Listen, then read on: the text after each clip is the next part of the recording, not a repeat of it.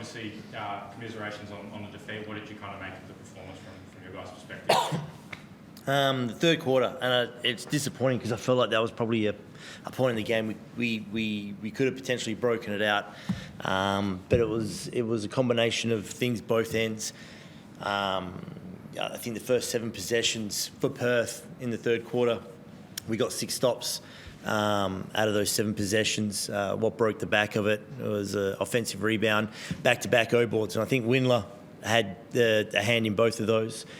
And then on the offensive end, we'll rush in a lot of shots. You know, there was the keyway was vacant, and we need to hit on the screens, roll, create a vacuum, have help tag in, so then we can get those uncontested threes. So I think that's how we started the game too. We rushed a lot of perimeter shots. And then the start of the third, we did the same thing again, right? We rushed a lot of those perimeter shots when it was available to us. So we had a bad turnover, trying to execute when we made a couple of rotations. But then we got another 3 stops in a row. We find ourselves roughly or thereabout 6 points with 1:30 to go, and then Windler, just the blow-bys. So, and one blow-bys are frustrating. The effort plays is frustrating. And then the offensive side of things is frustrating. The numbers are telling.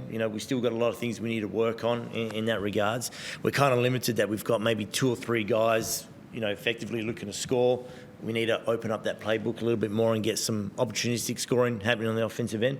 So even that, when you talk about offensively where we need to clean up and work on, we still found ourselves up in that third quarter, and then we're down at the end of the third quarter purely based off the fact that there was offensive rebounds, there was unforced turnovers, and then, our inability to contain Windler until we switched over to Drew to go on him. That was really telling, especially in the second half. Sure, and you mentioned Windler there a few times, and obviously JLA also had a pretty decent night for himself. How did you feel about how you kind of went defensively on both those guys? Well, we knew JLA is going to be tough cover, and that was the one thing we sort of said was, it was important that Marcus doesn't foul out, and so making sure that JLA has to work for his points, and he did a great job. But you almost factor in the idea of, okay, Perth score 80 points and JLA is going to be responsible for at least a quarter of them. It's about containing all the other areas, and again, for the most part, we did well. But Windler was the one that really exposed us. And again, it's interesting, he doesn't have an offensive rebound credited to him, but there was a couple of times he just got the hands to it.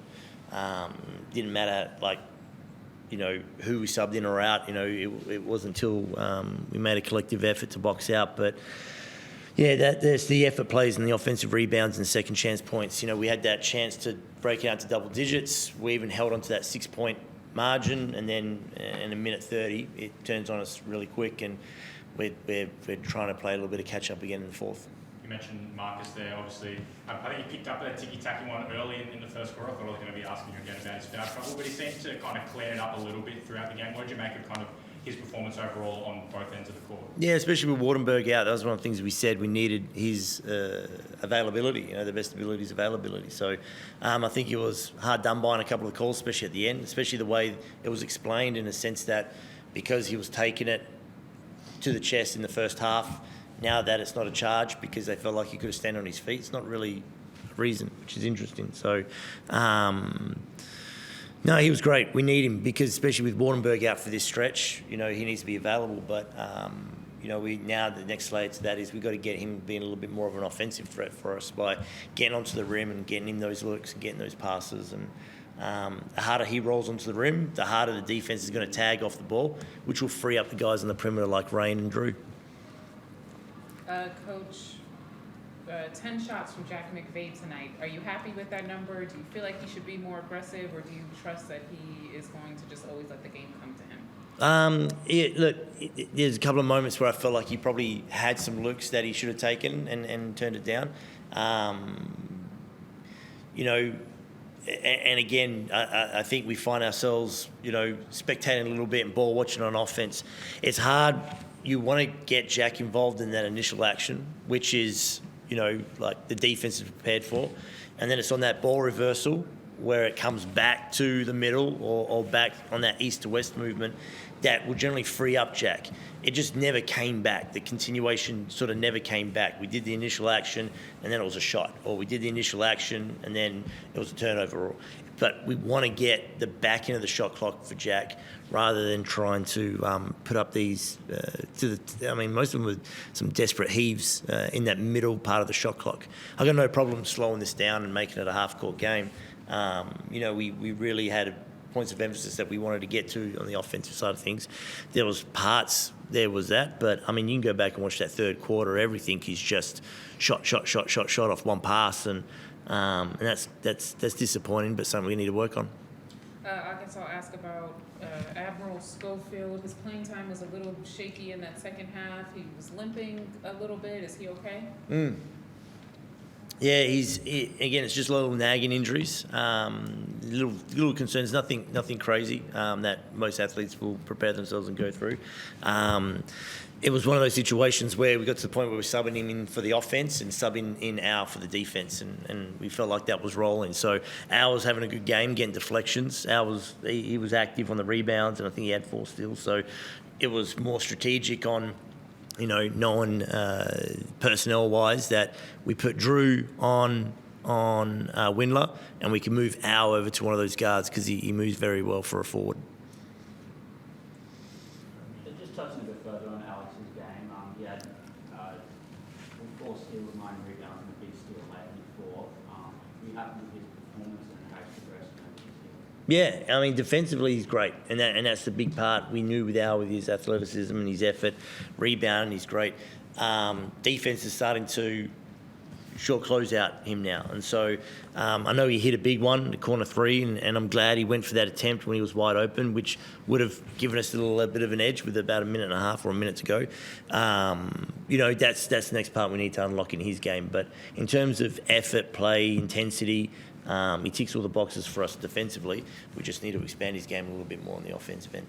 And just touching on Drew's game, he just brought so much composure, especially early on, and sort of control the pace of the game in big moments. Just touch on his game there. What sort of control? Yeah, well, I mean, how did he go turnovers-wise? Again, Perth did a great job with the pressure, and we felt like for the most part we were able to break that initial line of pressure and get us into our half-court stuff. That's probably where we got sped up, and we needed a little bit more composure in that. And that's where the ball sort of has to come back to Drew. He's playing a lot of minutes at the moment, right? Because right now he's the one that's sort of doing it for us. I think we still had 14 turnovers for the game, but a lot of them were off the back of some silly unforced errors and some bad passing, and nothing to do with Drew. So, yeah, look, things we need to tidy up on, things we want to expand on for Drew, but obviously now we'll start freeing him up a little bit more. And just on Jack's minutes today, 37 minutes and playing again on Sunday, are you happy with his just leading from the front and showing living by his actions by playing so? Yeah, nice. He's tough. He's got a good motor on him. Like I said, we definitely want to get him some more looks at the back end of the offense, which is going to be a big focus for us. But no, he's conditioned for it, and like I said, he does a great job looking after his body. He's a real pro, so no doubt he'll be ready to go. Sorry, we lost internet. Just looking ahead to Melbourne, quick turnaround. And what's the plan moving forward? Yeah, obviously recovery is a big piece, so we'll make sure we get the boys ready for the flight and hydrated, and once we land in, we'll do some active recovery. Early tip-off, so hopefully they get a good sleep in and be ready to go. Cody had a brief stint where you rolled out the kind of point guard lineup that you unveiled in the pre-season. It was obviously only a brief stint, but what did you make of kind of those few minutes where you had him out there without Andrew and without Rain as well? Yeah, it's a step-by-step process. I didn't go back to him in the second half. We went with Kyle to see if we can get a little bit more offense, and that's the thing it's just kind of sticking. So look, it's a work in progress with Cody, but again, when the defense tries to speed you up, coming off an on-ball and taking JLA one-on-one downhill off a no-pass offense is not really what we're trying to get to. So we'll work with him on that and give him another crack at it, but the responsibility of sort of setting up the offense is to make sure the ball gets through some hands and ends up where we want it to end up. Awesome. Thanks, everybody.